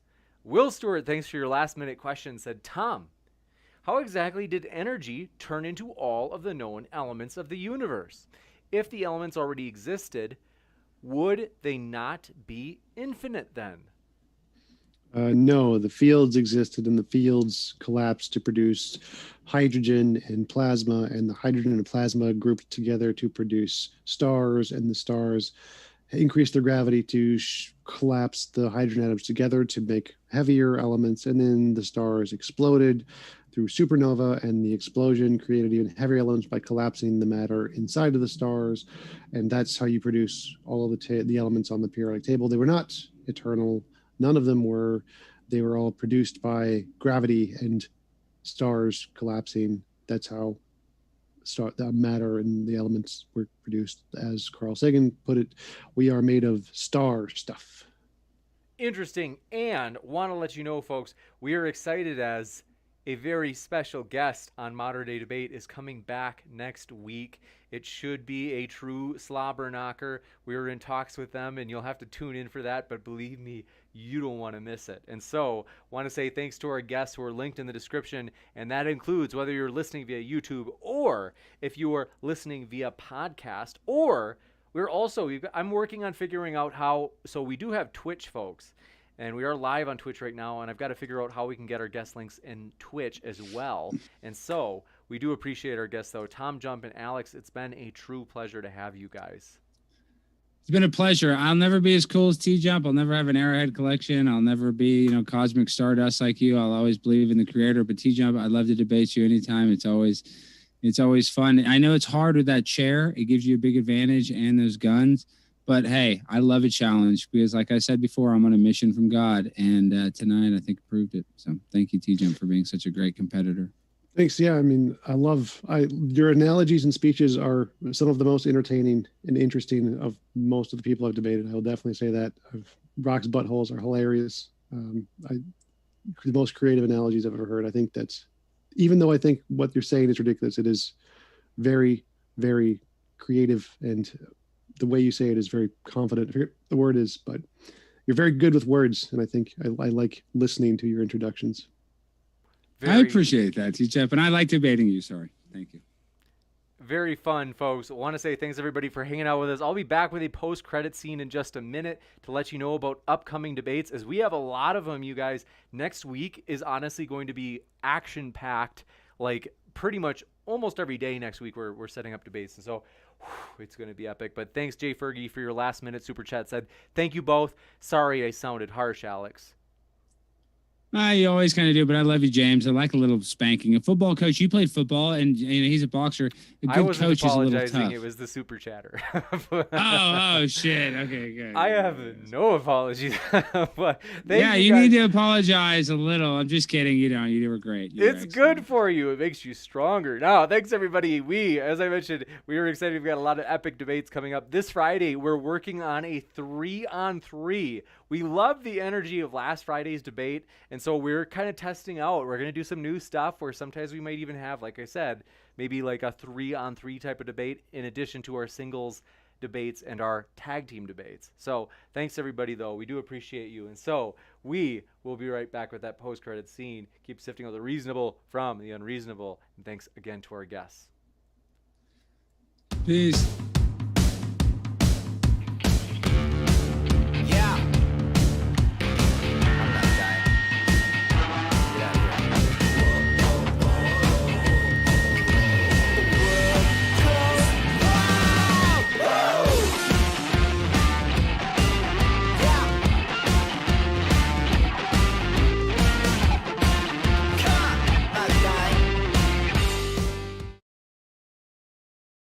Whoa, that was epic, you guys. Thanks so much for hanging out. I just want to get to quick hang out with you guys. I've got, oh man, I'm a little bit behind. I don't know if you guys noticed. I feel like it's been so long since I got to do a debate moderating. It was last Saturday, so it wasn't that long, but 4 days now, and I'm like, oh, it's been so long. So I am excited to be here with you guys. But the reason that in my ideal world, we do like Monday, Wednesday, Fridays, Monday, Wednesday, Friday, Saturday. That would be like my ideal, but it's been so busy lately, and so I've been a little bit behind, and that's why I got to run kind of quick tonight. But want to say thank you guys so much just for hanging out here. Thanks for making it fun. Thanks for your support. Let us know if there's a way that I can make your day easier. Want to let you know if you ever have a really hard day. My email, moderndaydebate@gmail.com, and I'm very serious about this actually, is that I am available to like offer support if you're going through something hard. We do hope this feels like a community here. Sometimes people share things that I'm like, even in chat sometimes, where I'm like, oh, like my heart is broken for you. And we want to support people. And so I want to let you know, folks, no matter what walk of life you were from, we really do appreciate you. We're glad you're here. We hope you feel welcome. And you know, we just, it's fun. And so thanks for being with us. And so saying hi to you, getting to see you. Let's see. ATBAFE. Glad you were with us. And thanks so much. Says a debate on whether truth is dead or not would be great. Oh, that's interesting given like the way things are. And then Pear D Pear, thanks for being with us. And then Ophir, good to see you again. EndoXD, glad you're back. Fox Sushi, good to see you again. Brian Griffin, glad you're back. John Rapp, pumped you made it back. Lambie, good to see you. And John Pelosi, good to see you. A long time friend of the channel. Illiterate Bear, thanks for hanging out with us. Says, prime time 99 on the grind all the time. Probably one of Alex's accounts, but we're glad you're here anyway. So, Sideshow Nav, good to see you, friend. Thanks for being with us. Good day to you, sir. Good day to you. We're glad you're here. And let's see, Native Atheist, glad you're here. Ross Thatcher says, see you all Friday evening. my Saturday morning. Oh, snap. You guys, this Friday, like I said, we're working on something epic, really fun, really high energy. And so, like, for real. Ross Thatcher, I'm glad to hear you're in. Jay Fergie, thanks for all your support. Thanks for hanging out with us. Says, I'll take that, Alex. Third finger from the right. Glad you're here. Good to see you again. Zane Thunder, glad you're back. Sam Dawkins says, when is the Matt Dillahunty debate? Oh, so we're still in talks. So like we haven't, I know some people think like, oh, Matt will never be back on Modern Day Debate. Matt in his last message to me actually said, he's like, like, let me know if you got a debate that comes up and I'll think about it. So I actually suspect we'll probably host Matt again. And we do enjoy Matt. We've had a good relationship. So I enjoy Matt. Like I've spent time with him in person. You guys remember that debate? What was it, about a year or two? Almost a year and a half, where we went to the Atheist Experience studio and we hosted a debate there. It's a tremendous venue. It's like by far our best quality, like produced debate. It's like beautiful. The staff there is really helpful, really friendly, really cool guys. And we really appreciate everybody there at the studio. And so we may host a debate. I've got to run it by Matt, so there's no promises. But my hope is to invite Matt back on for a debate in May. And that's, again, up in the air. We'll see what, Matt thinks and what his schedule is and all that. And so, but we are happy that chat is cleaned up. I do think that chat, there is truth to the idea, obviously, that there is such a thing as slander. If people are calling people certain things, we can let silly, petty stuff slide. Like, if somebody was like, oh man, he's got like the worst hat I've ever seen. And we're like, well, it's the internet. But there are some things where we're like, no, that is slander. We don't want that. So we do want to encourage you to be your regular friendly selves, attacking the arguments rather than the people. And you guys do a great job of that. It's definitely improved. And we're thankful for that. I did mention, though, Sam Dawkins. We just, on our podcast, dropped the most recent debate that we hosted with Matt, which was between him and Samuel Nassan. And so that, folks, I'm so encouraged that the podcast is useful to people. When I started it, I was like, why would they listen to the podcast if we're on YouTube? But a lot of people, I mean, hey, you're on Wi-Fi, you can download the debates via podcast, and we're on virtually every podcast app. I've worked really hard to where we're on like 20 apps. Like I'd be really surprised if you can find a podcast app where you can't find us. And so I'm just so glad that it's useful, because I worked really hard to get all over the place in terms of podcast apps. And I was like, what if nobody listens? But it's been useful. People have told me it's useful for like if they're cleaning around the house, if they're working out, if they're driving, if they're on a commute to work. It's useful, and I'm encouraged by that, because it's long form content, so you don't have to like reach down and push the next button for the next recording or something. Is that our debates are usually like an hour and a half at the bare minimum. So super excited though is that check out the podcast if you haven't yet. And so and feel free if you're like, oh man, I already listen to it all the time and I love it. Hey, give us a rating. That helps, and we appreciate that support. It's just a little kind of grassroots effort, and so we appreciate that support, you guys, seriously. Riley the loser says, hi James. Hi Riley, we're glad you're back. The triangulator, thank you so much for being with us. And Human Girl, good to see you, says that was epic, James. So glad you enjoyed it. And Philosopher Tiger, pumped you're here. Frosty, thanks so much for hanging out with us. Jamie Russell says, I have to say, those two, even if it is a salad fire, entertaining? Yes. It is admittedly entertaining. And Brian Griffin said, what's the story behind World Goes Wild being the theme for Modern Day Debate? Nothing simple. I mean, nothing complex. I just liked the song, and I loved it. And I was like, hey, that's a great song. And so I bought like the rights to use it. And I can't even remember what website I did it, but I could look it up if you wanted it.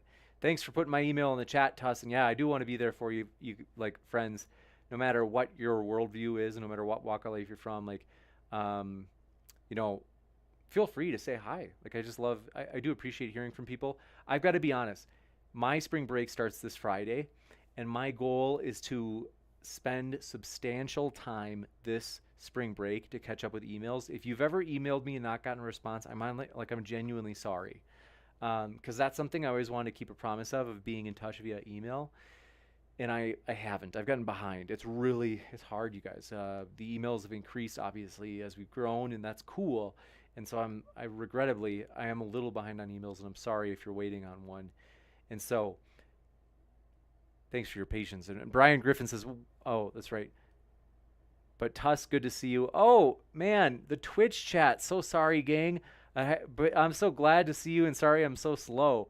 Pay Schuler, thanks so much. And that's right, it's Wednesday, so Matt is live right now. And so we hope Matt's doing well. Like I said, I've always gotten along well with Matt. Like I enjoy his company. And so Tapatzel, thanks for being with us. Oh, says that's flattering. Thanks for choosing us. And so we're just glad you're here. Thanks for being here live.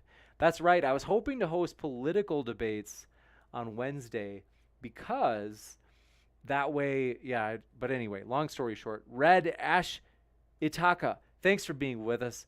And Tapatzel, good to see you. Brooks Sparrow, good to see you. And Polarity RTM, Gorbachev, thanks for hanging out with us. We're glad you're here. And Greenbelt Pepper, thanks for hanging. But yeah, I do appreciate. Thanks. I'm excited that Twitch is growing, that we have people that are hanging out in Twitch. So that's encouraging. And we do have new emotes in Twitch. And so that's pretty cool. I love the new emotes. The shocked face is my favorite. So we got to give huge thanks to Patzel for helping us with those emotes, and not helping us, doing all of it. Like I didn't do a thing. So I want to Patzel, seriously, thank you for doing the whole deal in terms of creating all the emotes. That means a lot. Poor Lucy says, do you also sing along with World Goes Wild in your head during the intro? That's funny. It gets stuck in my head, that's for sure. But let's see. Greenbelt Pepper says, do you think unicorns are real? I am doubtful. I don't know what I don't exactly know what everyone means by a unicorn. I assume it's like the conventional like horse with a horn coming out of its head. But thank you for your super chat support from Spider the Ateo. Thanks so much. Appreciate it. Seriously. And so Sigma, any good to see you, says, I was going to blast more super chats, but I just wanted to end TJump suffering quickly and hopefully preserve his remaining. Let's see. We love Tom. We do. And Sarah Jenkins says, Cat is trying to shut this lunatic up. Like Cat, the person, or like the cat?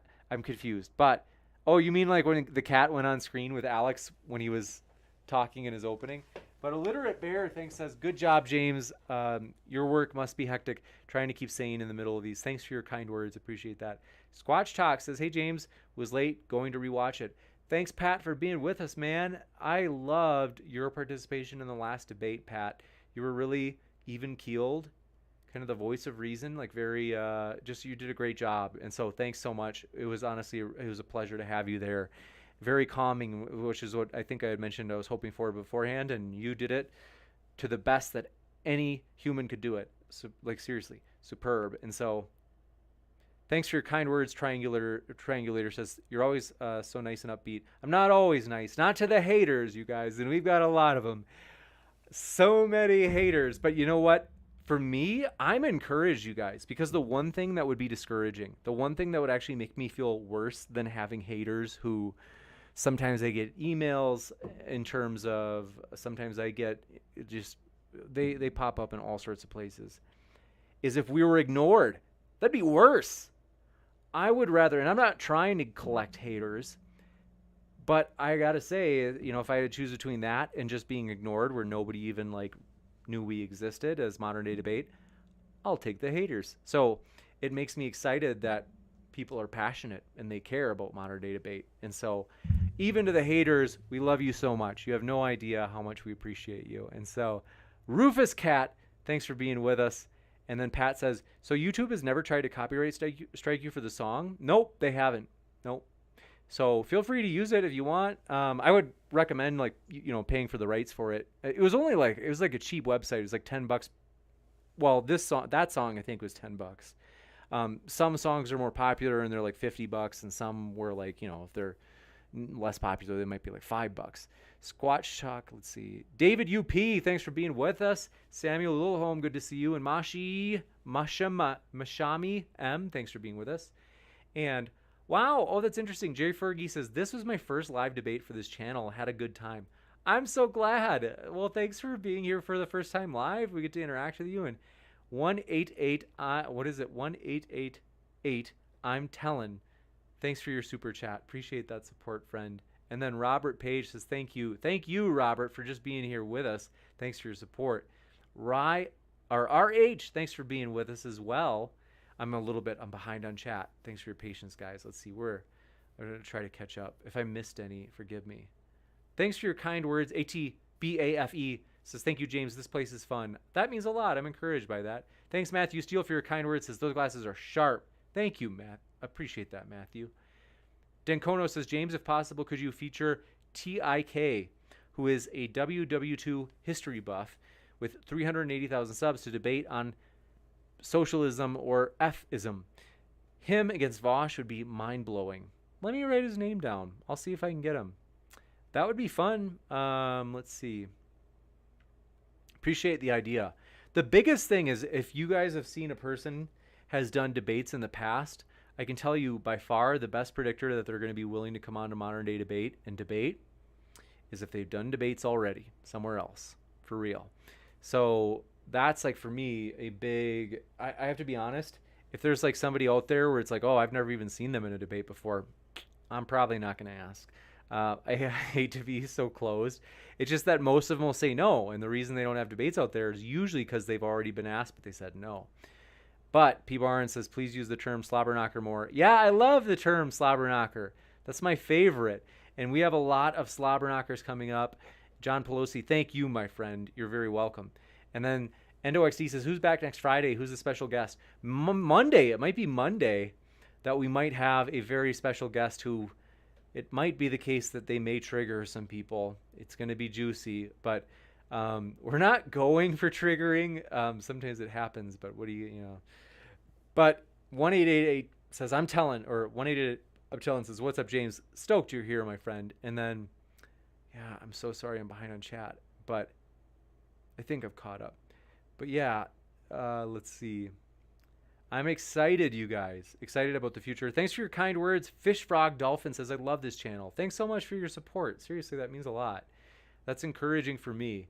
And so, oh, this is like, honestly, what was it? How do you pronounce this? Is it zero or an O? It's got to be an O. Let me see here. Zero? There we go. I don't know how you pronounce it. Is it ooh? But I just said in the chat, we're stoked you're here. Thanks to your super chat. Top Hot 2 says, Paischler on Twitch asks what your favorite debate of the year is so far. Green Peppermint, do you think Unicorn the animal is real? Oh, thanks for clarifying that. And thanks for having my back because I'm behind on the Twitch chat. Thanks for your patience, Twitch chat friends.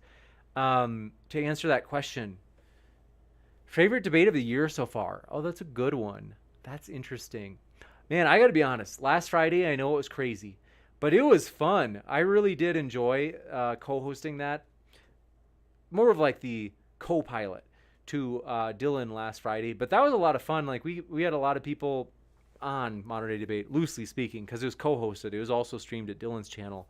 But, you know, like having like Shu and Hunter Avalon, those were people that we were always excited to possibly maybe get to host. And so that was like a really pleasant experience. And I love Dylan. Like Dylan Burns, very authentic person. And so anyway, he makes it fun. And so that was quite the adventure last Friday. I was like, wow, this is really something. Green Pepper. Oh, that's right. No, I don't think there are any unicorns or AKA any horses with horns that exist. I feel like there's one thing I've learned in philosophy, because I used to study philosophy, is that like I rarely ever say never, like that there are none or zero or something. So I'm like, maybe there, like I feel like somebody's gonna find one. They're gonna be like, aha, it had a mutation, and look at this horn. But anyway, Don Fulman, thanks for your super chat. Says, best opening ever, Alex. Forever grateful. That was certainly interesting. Nobody can deny that. Michael Scruggs, thanks for being with us. General Balzac, good to see you again. And then Sussus Among Us, thanks for being with us. Glad you're here. Thanks for your kind words, Jamie Russell. You're funny. And then Kron Starro, we're glad you're with us. Control Alt Delete. We are so glad you were here. Thanks for coming by. Marker 113, thanks for your kind words. And let's see. Human Girl, good to see you. But yeah, Rufus Cat 2. Whose name? That's quite the name. And Nero, good to see you again. And let's see. But yeah, Spicy Rose, glad you were hanging out here. Thanks for being with us. And Manic Panda's good to see you again. And then I'm scrolling. I'm catching up. Spooky Bed Hair, good to see you. Denkono, thanks for being with us. Says, it is Wednesday, my dudes. That's right, it is. Here it is. And I'm in mountain time, so maybe. But Wretched478 says, hello. Hey, Wretched, we're glad you're here. Thanks for coming by. We're pumped. John Pelosi says, thank you for providing this terrific forum. It's a valuable service that is hopefully beneficial to others as it has been for me. Thanks, John. Seriously, that means a lot. I'm super encouraged you say that. And it means more than you know. And so, Perfect One, good to see you again. And says the song has been living rent-free in his head. And, but yeah, let's see. Bronick, thanks for coming by. Said, I just started watching this debate and already, more about Alex. And then, but yeah, let's see here.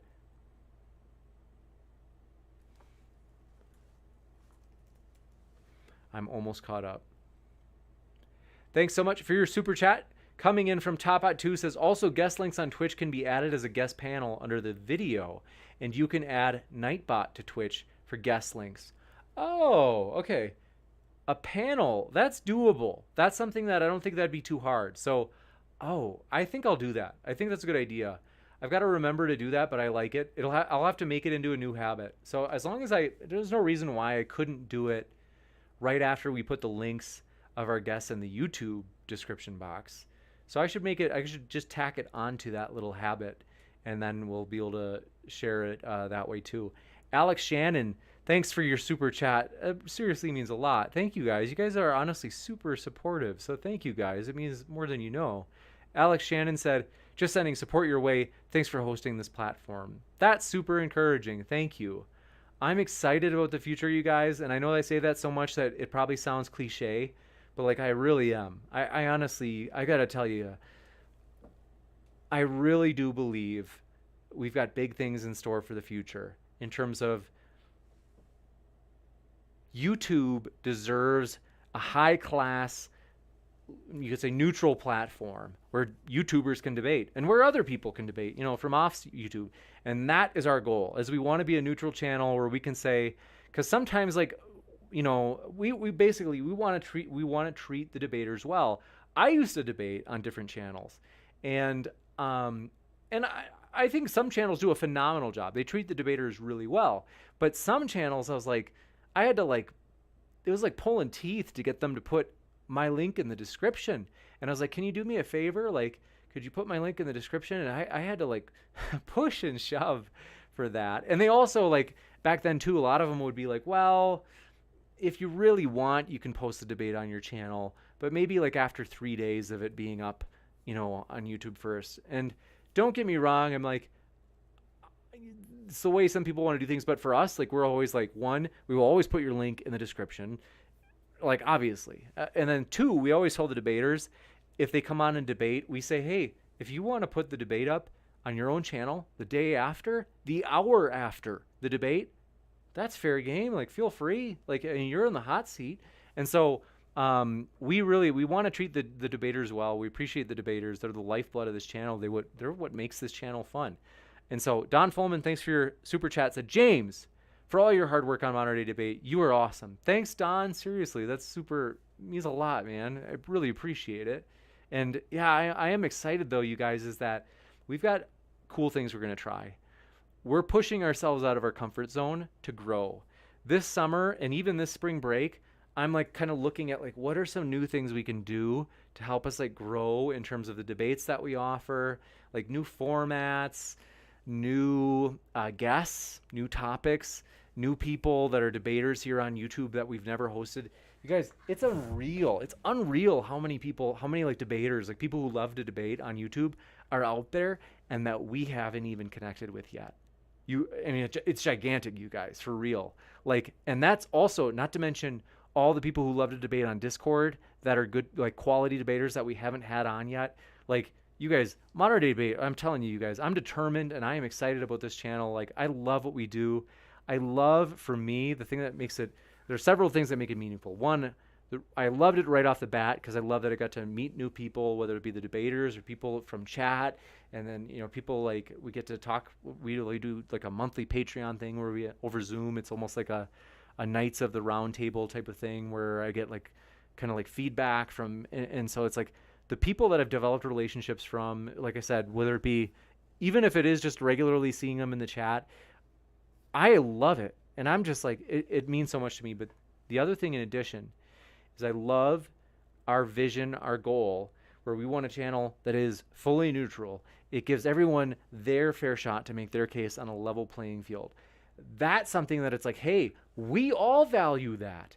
Christian, atheist, conservative, liberal, you name it, folks. Like everything, black, white, gay, straight, you know, no matter who you are, all the different demographics. I can't name all of them, but everybody, I think everybody, the vast majority of their people from their, you know, group or tribe, whatever you want to say, they do value fair debates. And they're like, hey, yeah, we at least want it. Everybody gets a fair shot. And that's something that for me, it's a uniting idea.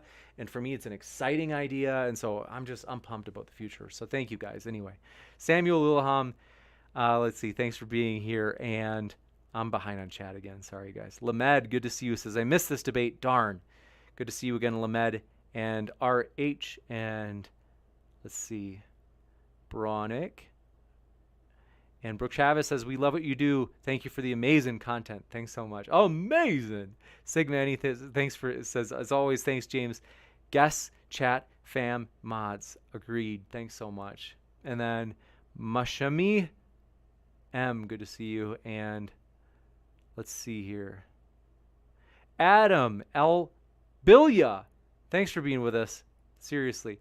Says, James, raise the awareness about today being Yom HaShoah, which is the Hollow and then Cost Memorial Day. I didn't know it was that Memorial Day, but I trust you, Adam, that you're telling that what you're saying is correct. And so I do want to mention that. I'm going to pin that in the top of the chat. And so, yeah, we do want to say, I have to be completely honest. I don't know what the right thing to say is in this case, given that it's a Memorial Day for such an event in history, a tragic event. Other than that, I am united with you, Adam. And so know that I am in agreement with you, despite not knowing exactly what to say, not having the exact words, but nonetheless in agreement with raising awareness about this day. And so thanks, Adam, for being with us as always. And Brian Williamson, thanks for being with us, says, when do we get modern day debate boxing matches? That's funny. Maybe this summer with Tom and Alex is the first one. That'd be funny. Perfect One says, if we did not love you so much, James, we would at least hate on you a little. Thanks for your kind words. I do like teasing. Don't get me wrong. Like I actually do enjoy teasing, and it's kind of like my love language as well. And so let's see. Lamed says, do a Muhammad hijab or Ali Dawa versus apostate prophet. Man, I've asked Muhammad hijab, but I couldn't get him to do it. He wants to do an in-person one with Matt Dillahunty, of which I'm like, you want me to fly us over to London? Or I know he's in England. And I'm like, well, maybe. I mean, I don't know when Matt is going to be ready to travel again. Like, anyway, yeah, I wouldn't say he's making it difficult, but he's making it a little more difficult. It's only because of COVID, you know, it's hard to travel. Like, and so that's the thing too. And so maybe I'm open to it, but yeah, maybe against apostate prophet, he'd be open to doing it on Zoom. Stripper Liquor says, are these earlier start times now the standard? Yeah, I think so. I like this start time. I think this is better. I prefer it, that's for sure. And so let's see. Sebastian says, could another Arn Raw TJump versus Cliff Stewart debate be arranged someday? I watched her debate like 3 times. Maybe. Last time I checked, it might not be soon. But I'd be happy to debate it or host it. Brian Williamson says, you didn't read my super chat? Oh, man, did I seriously miss it? Sorry about that, Brian. Let me read this. Williamson says, TJump is a deep fake. Prove me wrong. I read that one, man. Oh, wait. Yeah, I read both of yours. I read the other one early. She said, who would win in a boxing match, Alex or TJump? So I did read those 2 at least. If there's another one I missed, I'm sorry. Mr. C, glad you are back. Good to see you. And where is it?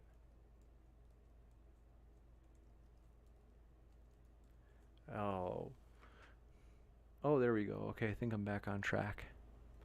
But yeah, thank you guys for hanging out with me. You have no idea how much I enjoy this. D. Blake, thanks for being with us. Appreciate you. And then Dill Bodicus, thank you for being with us. Says Alex is Tucker Carlson's shame child. Could be. But yeah, let's see. Lamed says, are you done with your studies? How long until we can call you doctor?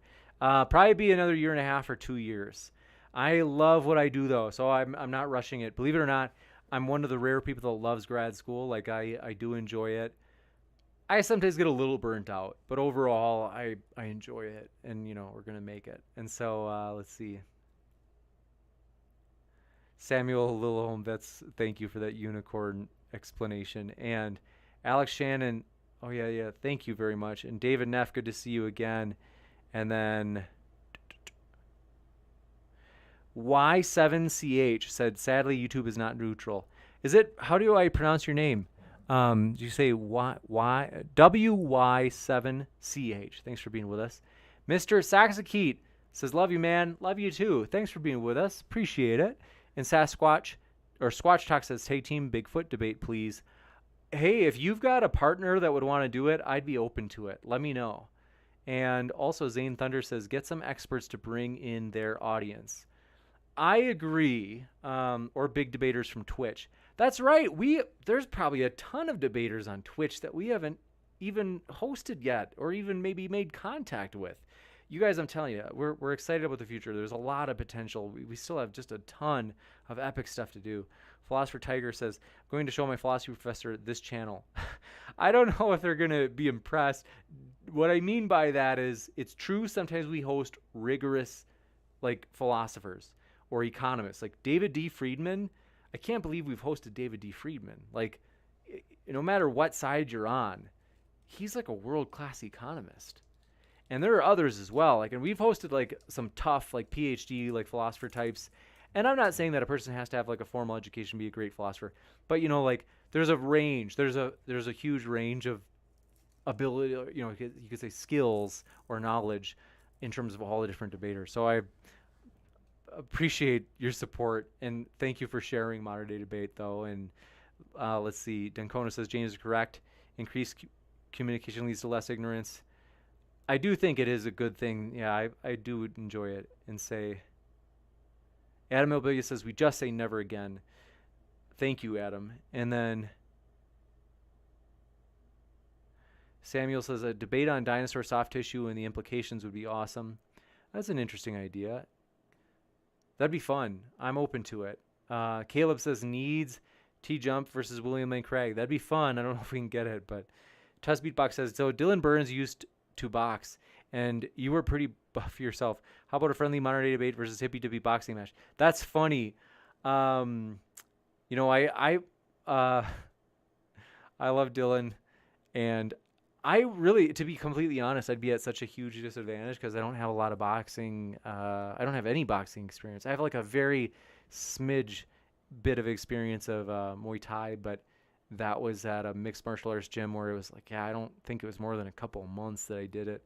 I have more experience in judo. I've got about, you can say maybe 2, maybe about 2 years.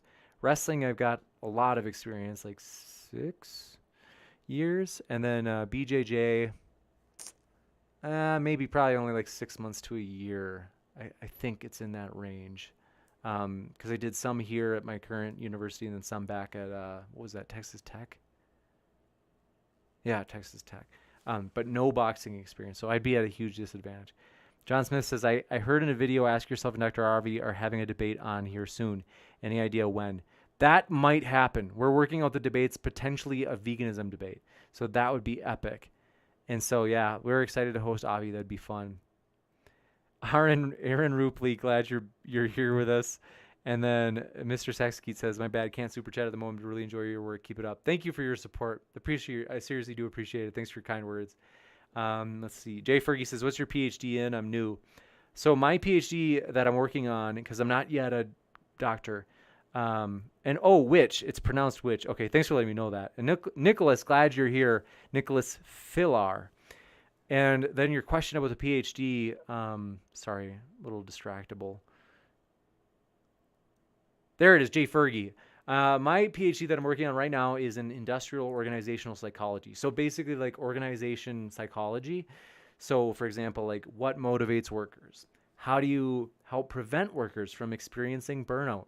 How do you help organizations do proper, you could say best practices with selection? In other words, like picking the right employee to perform best at that particular job they're hiring for, especially if they're hiring like, let's say a CEO or any sort of kind of executive position. You want to be sure that, that's a huge investment.